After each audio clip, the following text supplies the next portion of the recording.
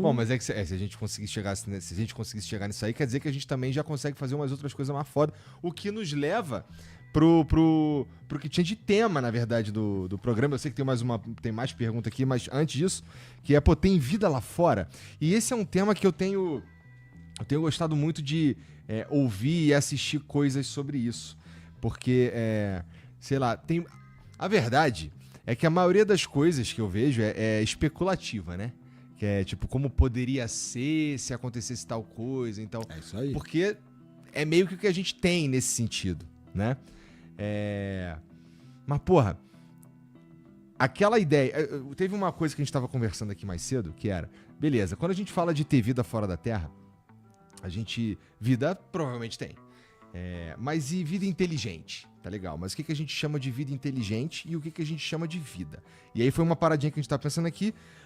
A coisa mais básica que um ser vivo faz é respirar? Cara, essa discussão aí do que é vida é um negócio... Já começa a discussão toda sobre... Já começa aí. Entendeu? Por exemplo, a grande pergunta que muita gente se faz é o seguinte: vírus, ele é vida? Pois é. Pra muita gente, não.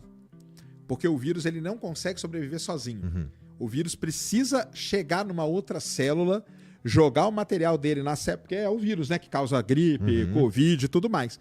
Um vírus sozinho aqui, ele não, para muita gente não é vida. Então, o que definiria a vida? Será que a vida é o fato de você conseguir se reproduzir? Será que é o fato de você conseguir propagar o seu material genético? Será que é o fato de você conseguir sozinho reproduzir, propagar o material genético, etc e tal? Então, isso já começa uma discussão gigantesca. É um negócio que tem brigas aí homéricas, entendeu? Tem gente que acha que vírus é vida, tem muita gente que acha que vírus não é vida, entendeu? Já começa aí essa confusão. Então, acho que antes de respirar, você tem essa outra coisa aí, entendeu? Entendi. Porque o vírus, por exemplo, ele não respira, mas o vírus tem material genético, entendeu? Um vírus, ele é uma célula, ele tem uma capinha, uma membrana, uma capinha de gordura em volta dele e dentro dele tem um material genético. O que ele faz? Mas como que ele sobrevive? Ele só sobrevive, ele não reproduz. Ele tem que chegar numa célula, contaminar a célula com material genético e aí vai ter a reprodução. Então tem isso. Será que ele é vida? Não é? Cara, isso é uma briga gigantesca. Já parte, o negócio de vida na Terra já é complicado por causa disso. Já é complicado por causa disso. Então vamos lá, vamos supor que vírus não seja vida. Aí o tipo mais simples de vida que a gente tem é uma bactéria. Bactéria já é a vida.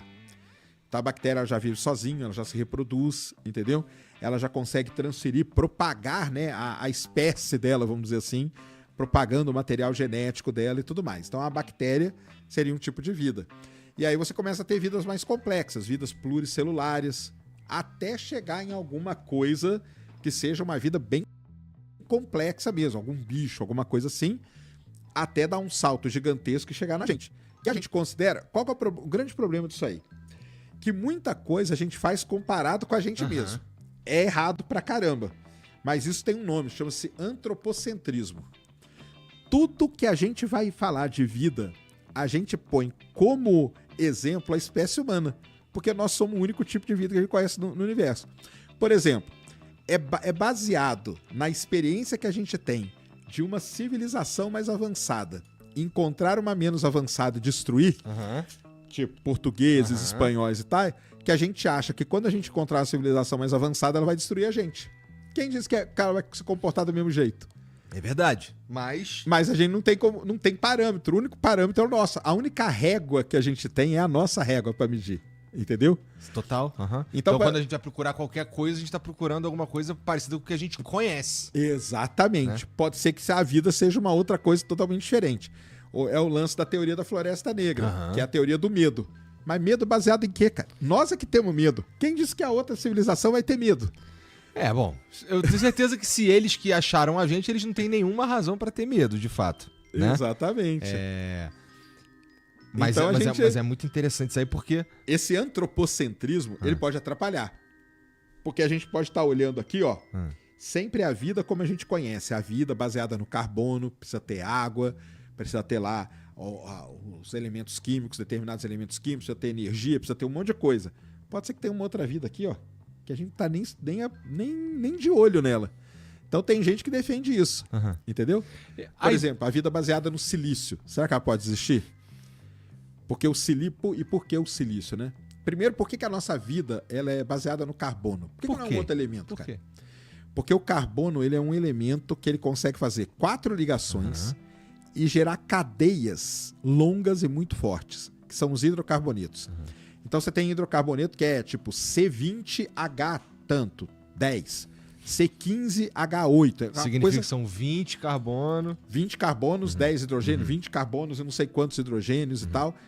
E os hidrocarbonetos. E por que isso é bom? Porque fica um negócio grande, fica um negócio forte, e aí você não destrói aquilo, e aquilo dá chance de se propagar até gerar uma célula e por aí vai. O outro elemento que é parecido com o carbono na tabela periódica é o silício. Tá. Ele tem as mesmas propriedades. Ele faz 4 ligações e ele poderia fazer essas cadeias. Então, A vida poderia, teoricamente, então, ser baseada no silício? poderia. A vida pode ser baseada no silício. Muita gente fala assim, pô, temos que procurar a vida baseada no silício e tal, entendeu? Porque o silício é esse elemento. Podemos também, entendeu? Deve ter tanta coisa por aí, tanto elemento que a gente nem sabe que tem, ou não? Não tem. Isso é mais foda ainda, né? Não tem. Porque acontece o seguinte, cara. Todos os elementos, eles são gerados, não importa onde no universo você esteja. Os elementos são gerados dentro de uma supernova. Uma estrela que é muito maior que o Sol, 10 vezes maior que o Sol, ela vai queimando os elementos químicos. Hidrogênio, hélio, carbono, nitrogênio, oxigênio, pá, vai queimando. Chega uma hora que ela vai queimar o ferro, que é o elemento mais pesado que tem. Quando ela queima o ferro, ela não suporta o próprio peso. E aí ela implode e explode. Isso a gente chama de supernova. Quando acontece isso, todos os elementos químicos são jogados para o universo. Por exemplo, todo mundo aqui já tirou sangue. Por que seu sangue é vermelho? Sabe por que seu sangue é vermelho? Por quê? Porque ele tem ferro. Aonde foi produzido o ferro? No interior da supernova. Nós somos Poeira de estrelas, igual estrela. dizia o Carl Sagan. Então, assim, o pessoal fala assim, mas deve ter um elemento tal em tal lugar. Não tem. Aqui na Terra tem. Porque aqui na Terra, os químicos, eles fizeram vários elementos sintéticos. Aham. Então, por exemplo, plutônio. O plutônio foi um elemento feito na época da Segunda Guerra Mundial, da bomba atômica, Aham. porque a gente conhecia o urânio. Só que o urânio tinha muito pouquinho. Aí um cara foi lá, o Fermi, o Enrico Fermi, e inventou o plutônio. O plutônio é um elemento que é usado na bomba atômica. Só que ele não é um elemento natural, ele é um elemento sintetizado. A gente que fez, a gente que inventou. Então a gente inventa, o universo não, porque tá tudo dentro de uma supernova. Entendeu? Muito foda. Vai. Se a gente pensar do que a gente somos todos poeira de estrela e que, o universo é tão gigantesco, infinito, que a gente, que tudo é possível, não é? Ah, sim. Com Então, certeza. se a gente conseguisse ir longe o suficiente, a gente encontraria coisas, outras vidas, outras paradas. Então dizer que não tem, que tem vida lá fora é meio que, pelo dado o tamanho do universo. Então vamos lá, né? Então voltando, né? Vida já é um negócio complicado de definir. Vida inteligente, Vida então é mais inteligente, ainda, é, cara. é. O que é vida O que inteligente? é vida inteligente? A gente sabe. A gente tava aqui falando, eu falei assim, cara, a gente cria algumas coisas e vai até a natureza pra arrumar um jeito de dar energia pra essas coisas e essas coisas funcionarem. Isso me parece coisa de uma espécie inteligente. Então, sei lá, eu diria que a gente é uma espécie Então, inteligente. Na década de 60, vários físicos começaram a tentar encontrar ou buscar vida inteligente agora, tá, pessoal? Esquece bioassinatura, gazinho em atmosfera, isso aí os caras não estavam nem ligando pra isso. Vida inteligente.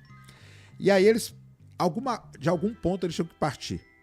O ponto que eles partiram é o seguinte, que uma vida, para ser inteligente, é uma vida que consegue se comunicar através de ondas de rádio. Tá. Isso Beleza, então a gente é inteligente, né? Isso aí. Então, isso foi uma premissa que eles colocaram para ir atrás de vida inteligente. Entendeu? O Kardashev, que é um cara chamado Nikolai Kardashev, que é dessa época também, ali da década de 60, ele era da União Soviética. Ele que bolou a tal das civilizações de Kardashev, que é a civilização do tipo 1, que consome energia de todo o planeta, a do tipo 2 de toda a estrela e a do tipo 3 de toda a galáxia. Nós não somos nem tipo 1 ainda. Nós, sei lá, 06, 07, aí tem um pessoal que brinca com essas contas aí. Pro Kardashev, uma civilização inteligente... Para ele, nós não somos inteligentes. Precisaria ser pelo menos tipo 1 para ser inteligente, entendeu? Porque aí a gente conseguiu consumir toda a energia. Por quê, cara? Porque tudo no mundo, pessoal, é energia, entendeu? Não tem. Você só tá assistindo a gente aqui porque depende da energia. Com Corta certeza a energia, você acabou. não tá nem na Espanha e nem em Portugal Nem nesse na momento. Espanha, Portugal. Exato, os caras lá estão sofrendo. Mas mesmo assim, para eles estarem vivos, tem que estar produzindo energia dentro do corpo deles, entendeu? Porque senão eles não iam estar vivos, igual a gente aqui. Então, pro Kardashev é isso aí. Então, olha que interessante. Pro Kardashev, uma civilização só evolui se ela passa de um nível pro outro. Então, só evolui se a gente chegar ao tipo 1, nós evoluímos. Do tipo 1 pro tipo 2, nós evoluímos. Do tipo 2 pro tipo 3, nós evoluímos. Então, mas aí é que começam as definições, entendeu? Primeiro a gente tem que sobreviver a gente mesmo. Muito bem. Né? Isso aí. Mas é muito... Eu fico pensando nas possibilidades... Uma civilização de tipo 2, ela já é capaz de coisas que a gente não consegue nem imaginar, né? Porque, assim, é energia pra fazer... Assim, não é tudo que existe, mas, assim, da nossa perspectiva é meio que energia infinita. Seria pegar toda a energia do Sol. Porra! Como que a gente faz isso? Com a esfera de Dyson. Isso, porque aí surge um outro físico nessa época. O legal de estudar sobre esse negócio de vida é isso, porque teve esse boom na década de 60.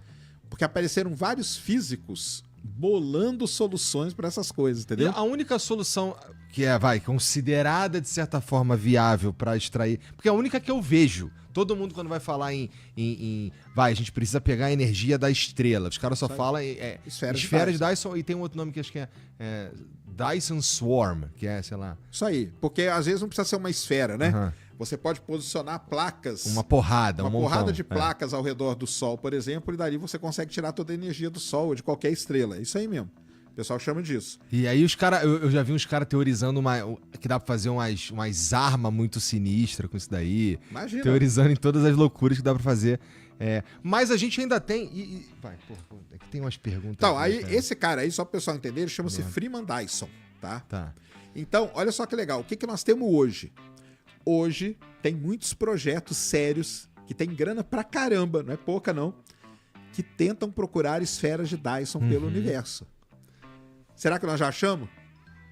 Vou dar alguns exemplos aqui. Em 2015 foi descoberta uma estrela. Ela recebeu o nome de estrela de Tebe por causa da Tabata. Tabata Boyajian foi a astrônoma que descobriu ela. O que aconteceu com essa estrela? O brilho dela caía, tipo 30%. Depois de 2 semanas caía 10%. Depois de 2 dias caía 20%. Depois de tantos dias caía 40% e tal. Não podia ser um planeta passando na frente. Não podia ser um monte de coisa. E ela escreveu no artigo dela, no artigo científico, que uma das explicações seria uma esfera de Dyson. Porque imagina que a civilização está construindo a sua esfera. Então tem hora que bloqueia muito da estrela, tem hora que bloqueia menos, tem hora que bloqueia mais. Não é um negócio regular, porque tem hora que demora 2 semanas, 2 dias, 4 dias, 10 dias. E ficou isso aí. Depois nós descobrimos... Aliás, deixa eu fazer só um disclaimer aqui, cara, antes da gente falar qualquer coisa. Toda e qualquer coisa na sua vida, a explicação mais legal é que seja alienígena. Para qualquer coisa, tá, pessoal? Sim. Para qualquer coisa. Então a esfera de Dyson é uma belíssima explicação. Uma civilização foi lá e construiu isso. Depois nós descobrimos que era na verdade, era uma aglomeração de cometas e tal. Chato pra caramba. Chato. Que é alienígena, que é muito mais legal. Entendeu? E agora, o James Webb, o próprio James Webb, ele observou 53 estrelas que têm um comportamento estranho no infravermelho. E aí tem um negócio importante pra gente falar. Imagina que a civilização pegou o Sol, nós colocamos uma esfera ao redor do Sol. Se você está em outro planeta e coloca um telescópio, você não vai ver o Sol mais. Concorda, né? Porque ele está todo tampado. Mas se você coloca um telescópio infravermelho, você vê. Porque você vê o calor que é emitido por aquela coisa. O James Webb detectou 53 estrelas que têm um comportamento estranho no infravermelho. Será que não são esferas de Dyson? Aí o pessoal está estudando. Essa aí a gente não sabe ainda o que é, mas está sendo estudada. O que você preferiria se você fosse Cara, que fosse um monte de esfera de Dyson. Pô, seria legal pra caramba. Imagina que doideira. Seria legal pra cacete mesmo. Muito assustador também, por quê? Porque a gente é ser humano e já fica imaginando, porra, estamos atrasados, os caras vão meter na estrela de... Vão meter, nós estamos ferrados, é isso mesmo. Mas o lance é esse, então, isso tem vários, não é? Tem outros projetos também, tá? Que tentam, tem projetos que até tentam encontrar civilizações do tipo 3. Nossa. Eles olham galáxias, porque aí a civilização tem que consumir energia da galáxia. E eles veem determinadas variações de brilho em galáxias que eles associam a esse tipo. Aí eles pegam depois antenas, jogam lá, aí não vê nada. Por enquanto não vimos nada. Então tem essas coisas acontecendo por aí, entendeu? Mas as coisas que a gente consegue ver também, tem um monte de coisa que a gente consegue ver agora, mas elas já estão fora do nosso alcance também, não é? Isso aí é importante da gente falar, que é o seguinte, imagina que alguém esteja a, deixa eu pegar aqui, 60 milhões de anos-luz de distância da Terra, uma civilização. Tá. Ela olha pra Terra, ela não é vida inteligente. É verdade. Reinavam os dinossauros, entendeu? Então, a estrela mais... Isso tudo é muito louco, porque a gente fala em vida extraterrestre, mas a gente tem que colocar em perspectiva também de quando a gente tá falando, pelo menos em relação a nós. É isso aí. Né? Porque a gente consegue, o que a gente consegue ver tem a ver com a velocidade, tem a ver com a luz. Isso. Né? Então, e a luz demora, e a gente sabe, quem tá assistindo aqui sabe, ela demora um tempão pra chegar aqui. O que a gente vê do Sol é uma foto dele de 6 minutos? 8 minutos atrás. Minutos, é isso aí. Então agora imagina um troço que tá mó tempão, muito, muito longe, a luz demora mó tempão, a gente vê umas fotos de muito tempo atrás, e às vezes a gente tá vendo muitas fotos que a gente já vê, talvez a estrela nem exista coisas mais. que nem estão mais aqui, a gente não consegue mais alcançar. E Porque as coisas ainda por cima ainda estão indo cada vez mais longe das outras. E aí pega o nosso exemplo, você pegar aí a primeira transmissão de rádio, todo mundo aí, ó, veja o filme Contato. Já viu o filme Contato? Já. Então, o Contato, ele começa com a primeira transmissão de rádio. Por quê? A primeira transmissão de rádio foi há mais ou menos 200 anos atrás. Quer dizer que aquele cara que falou oi no rádio a primeira vez, a voz dele só andou 200 anos-luz. Cara, 200 anos-luz não é nada. Nada. O centro da nossa galáxia está a 26 mil anos-luz de distância. A primeira transmissão de rádio da humanidade, a primeira vez que nós usamos ondas de rádio para se comunicar, foi há 200 anos atrás. Entendeu? Nós somos umas criancinhas. Andou 200 anos, cara. 200 anos-luz no universo, não andou nada. Então teria que ter uma civilização há pelo menos uns 100 anos-luz para ter pegado essa transmissão e vindo. Que aí é o negócio do filme Contato. Lá, vejam lá, não vou dar spoiler, mas assistam lá. Se bem que já é velho pra caramba, mas é do Carl Sagan, baseado no livro Contato, que a menina fica lá ouvindo o universo. Mas é isso. Porque pega a primeira transmissão de rádio. Aí o pessoal até zoa, né? Que fala assim, pô, e os caras pegaram justamente a transmissão que tava tendo guerra. Então acho que o mundo aqui tava sendo destruído, porque é o que chegou pra eles. E aí eles vêm com uma outra vibe aqui, entendeu? Porque, pô, os caras estão em guerra, vamos lá pra, sei lá, ajudar ou piorar a situação, né? Mas isso aí tem que ter em perspectiva, cara. Porque... Pô, o que nós conseguimos? Então, por exemplo, o ano passado, um radiotelescópio fez o seguinte, ó. Pegamos uma estrela aqui que tem umas condições interessantes, é uma estrela parecida com o Sol e tal, pode ser que tenha planeta em volta. Ela está a 38 anos-luz de distância. Então eles mandaram um sinal para ela. Tá. Então o sinal vai demorar 38 anos para chegar lá. Se tiver alguém lá que entenda o sinal, vai demorar 38 anos para voltar. Legal. Porque 38 mais 38 dá 76 anos. Pô, legal. 76. Eu não vou estar aqui, mas vai ter gente aqui que vai, se por acaso voltar esta comunicação, a quem tiver aqui daqui 76 anos pode pegar essa comunicação, entendeu? Então existem esses projetos. Mas isso entra num problema seríssimo que tem. Que é o seguinte. O filme Contato, ele é baseado no projeto 7, que é Search for Extraterrestrial Intelligence. Que é a Judy Foster ficar ouvindo o universo. Ouvindo. Mas agora nós estamos mandando mensagem. Então existe um projeto hoje chamado MET. Message to Extraterrestrial Intelligence. Lá ele. E aí a pergunta é... Perguntaram pra você se você queria se comunicar com algum alienígena? Ninguém me perguntou, mané. E aí, você gostaria ou não? Ué, é aquela parada, a gente eu sou cagão. Eu sou cagão. Mas também, vai, sim, pode dar ali, pode dar. Ruim de tudo, os caras estouram nós. Né? Então, aí, vou deixar outra coisa pra vocês assistirem aqui. Já viu o Problema dos Três Corpos? Não vi. Não? Não vi. Então assista. O da Netflix, ele é meio deturpado ali, ele pega os 3 livros e junta e tal, mas vale a pena, assista lá. Assista o Problema dos Três Corpos. É exatamente isso aí. Vou assistir. A pergunta é, qual o seu grau de confiança na humanidade? Se você não confia mais na humanidade, dá-lhe, cara. Manda. Que venham aqui, entendeu? Que isso aqui já tá fudido mesmo. Que venham eles aqui, acabem de uma vez, ou tem um dia. Mas mandava? assista. Eu mandava. Assista o Problema dos Três Corpos, que ele começa com... O Problema dos Três Corpos ele é muito legal, porque ele é todo baseado nisso aqui, entendeu? Nesse negócio aí de vida fora da Terra, manda sinal ou não manda, fica só recebendo ou não. E depois toda a confusão que dá. Mas assistam lá, assistam, que é legal pra caramba. Vou assistir. São 8 episódios, é rapidinho, na Netflix. Ei, parado aí. Já pensou em sair da rotina e conquistar a liberdade que sempre quis longe da CLT? Com a Cyberclass do Peter Jordan, aprendi a ganhar dinheiro no YouTube e TikTok sem precisar mostrar o meu rosto. Quer saber como fazer o mesmo? Clique no link na descrição e transforme de vez a sua vida.